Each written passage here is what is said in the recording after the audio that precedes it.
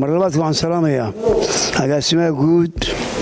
ee wasaaradda xanaanada xoolaha iyo kalluumaysiga iyo madaxda la socota agaasimayaalka iyo saraakiisha kale gudoomiyaha gobolka Sanaag taliyayaasha ciidamada kala duwan dhammaan shacbiga iskaashatooyinka ee halkan jooga shanta goobood ka tirsan ilaahay baa mahadle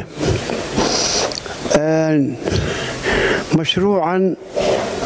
calafka mashruuc ka faa'iido badan inuu iman baan qabaa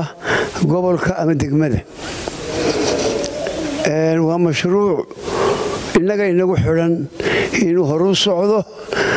waanu si fiican uga shaqaysano oo ilaahay u mahadnaqno oo socodsiino laakiin mashruuc ka qiimo badani inaanu jirin ayaan aaminsanahay waxaan kaloo idiin caddaynayaa mashruucan iskama iman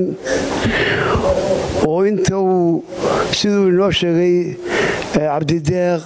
ama gabadhu sheegtay holan ay bixisay dhaqaalaha jaranjaru soo maray wasaaradda xanaanada xooluhu soo maray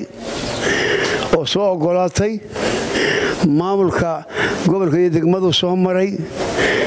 goobahan annagaa xullay sidaasay ku timi goobo badan baa dalka u baahan oo jira oo sidaa ogtihiin dee dhowr boqol oo goobood degmada ceergaabo keliya ayay leedahay nasiibkii wuxuu noqday 10 goobood in wakhtigan la helo intii kale waa sugaysaa waxaanu ka galnay inaannu idinka idiin keennay oo nasiibkii noqday inaad goob halkii ugu horraysay noqotaan haddii uu fashilmo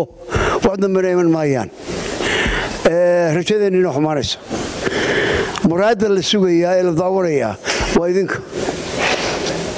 ciddii jarantiradii uu soo marayna wasaaradda xanaanada xoolaha iyo maamulka gobolka iyo degmada dee arrintoodii hoos bay u dhacaysaa haddii aan dadaal weyn aanu ka muugan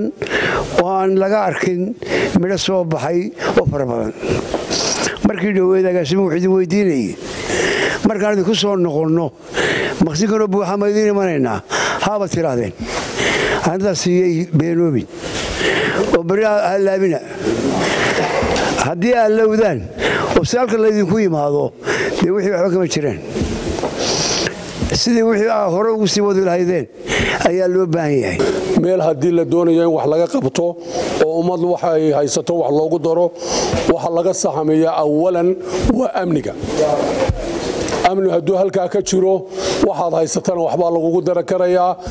ama waxaad dhaqatana waxbaa dakhli baa lagu gelin karayaa laakiin meelaan amni ka jirin cidina waxba iskama geliso cidina booqasho kuma timaado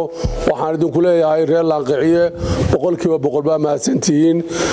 waa ka abaalgudeen wixii laydin qabtay waxa kaliya oo ku faraadeegtaan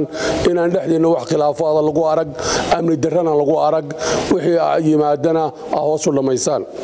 waxaan idinkula dardaarmayaa hay'adaha amniga la shaqeeya haddaad doonaysaan horumarin amniga ka shaqeeya haddaad doonaysaan xooluhu inay idin naaxaan oo tayo yeeshaan amniga ka shaqeeya haddaad doonaysaan ilmihiinnu inuu wax barto oo halkan jaamacad yeelato iyo dugsi sare ilmihiinna ka shaqeeya amniga ka shaqeeya haddii doonaysaan haweenkiinnu inuu dhakhtar helo oo halkan uu yimaado ambalaas iyo dhakhtar amniga ka shaqeeya haddii aad doontaan inaad waayeelkiina iyo dadka talada u haya ay aqoontooda iyo waxbarashadooda sare loo qaado amniga ka shaqeeya intaasaan idinku wacyigelinayaa aad iyo aad baa u mahadsantihiin